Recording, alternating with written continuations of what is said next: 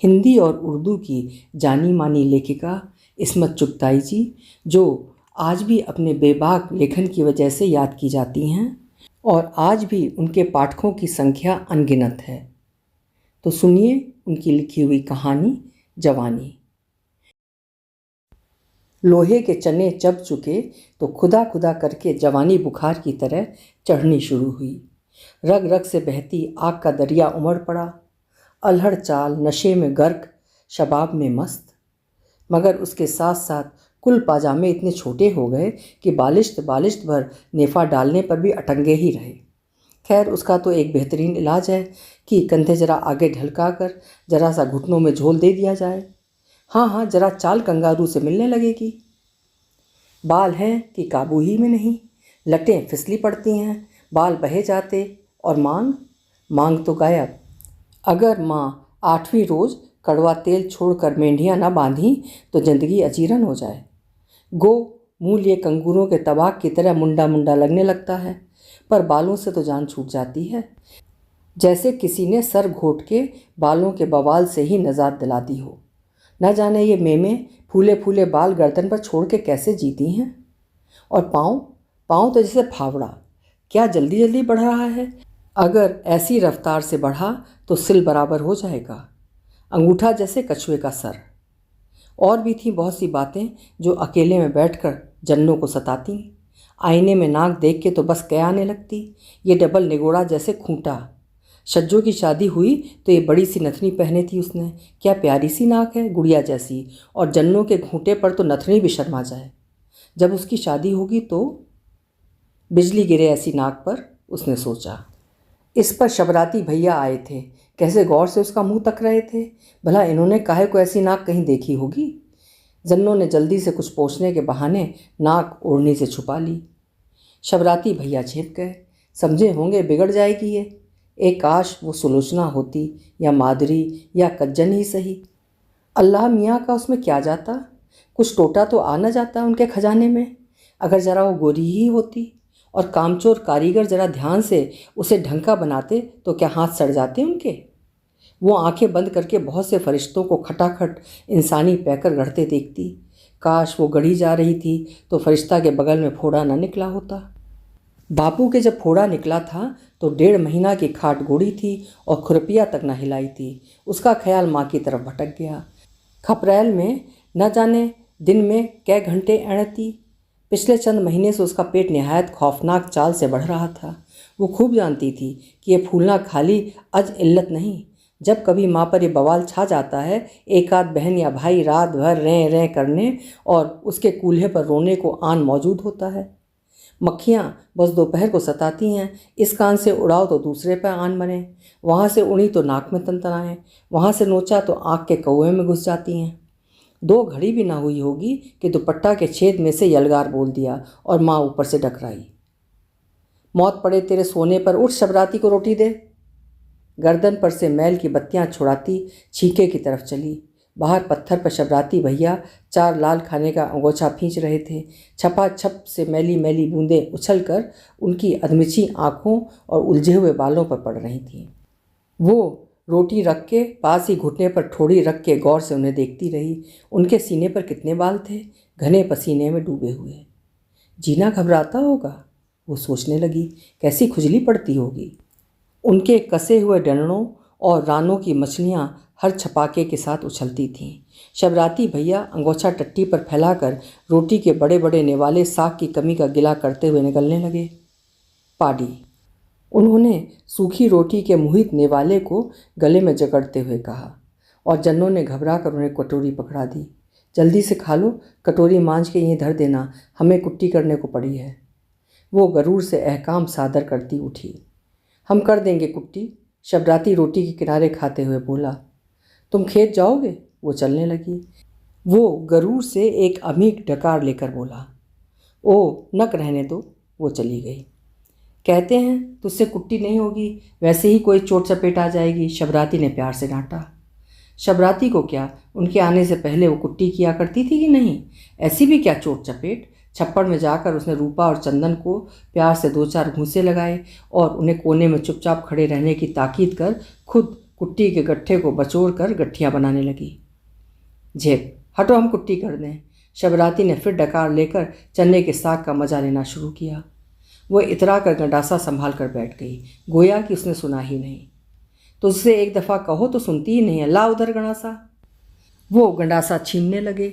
नहीं, वो बनने लगी और कुट्टी शुरू कर दी। तो लियो अब।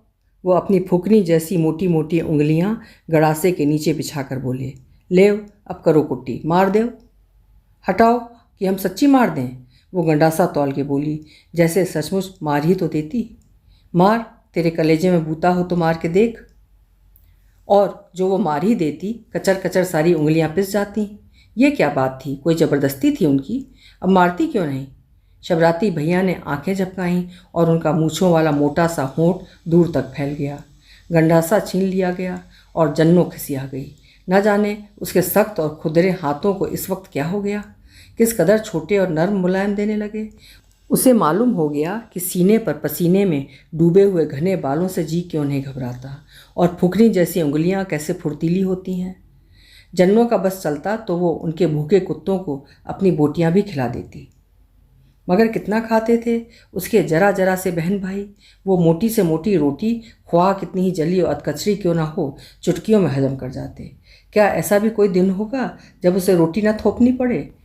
रात भर माँ आटा पीसती, और इस भद्दी औरत से हो ही क्या सकता है। साल में 365 दिन में किसी न किसी बच्चे को पेट में लिए कूल्हे पर लादे या दूध पिलाते गुजारती। माँ क्या थी? एक खजाना थी जो कम ही ना हुआ था। कितने ही कीड़े उसने नालियों में कुश्ती लड़ने और गजालत फैलाने के लिए तैयार कर लिए थे, पर वैसी ही ढेर का ढेर रखी थी। आखिर वो दिन भी आ गया जबकि रात के ठीक 12 बजे माँ ने भैंस की तरह डकराना शुरू कर दिया। मोहल्ले की कुल मुअज्जिज बीवियाँ ठीकरे और हांडियों में बदबूदार चीज़ें लेकर इधर से उधर दौड़ने लगीं। मोटी दोहर को बछड़े की रस्सी की मदद से खपरेल के कोने में तान कर माँ लिटा दी गई। बच्चों ने मिनमिनाना शुरू किया और आने वाले से बड़ा बच्चा पछाड़े खाकर गिरने लगा। बापू ने सबको नहायत अजीब अजीब रिश्ता कायम करने की धमकी देकर कोने में ठूंस दिया और खुद माँ को नहायत पेचदार गालियाँ देने लगा, जिनका मफहूम जन्नो किसी तरह न समझ सकी। शबराती भैया दो एक गालियाँ जुओ वगैरह को देकर भैंसों वाले छप्पर में जा पड़े, पर जन्नो माँ की चिंगाड़ें सुनती रही। उसका कलेजा हिला जाता था। मालूम होता था कोई माँ को काटे डाल रहा है। औरतें न जाने उस पर्दे के पीछे उसके संग क्या बेजा हरकत कर रही थीं। जन्नो को ऐसा मालूम हो रहा था कि जैसे माँ का सारा दुख वही उठा रही है, गोया वही चीख रही है, और एक नामालूम दुख की थकान से वाकई वो रोने लगी। सुबह को वो एक सुर्ख गोश्त के लोथड़े को गूदड़ में रखा देखकर कतई फैसला न कर सकी कि इस मुसीबत और दुख का माकूल सिला है या नहीं जो माँ ने गुज़श्ता शब झेला था। पता नहीं माँ ने दूसरी गजालत के साथ साथ उसे चीलों के खाने के लिए कूड़े के ढेर पर रखने के बजाय उसे कलेजे से क्यों लगा रखा था।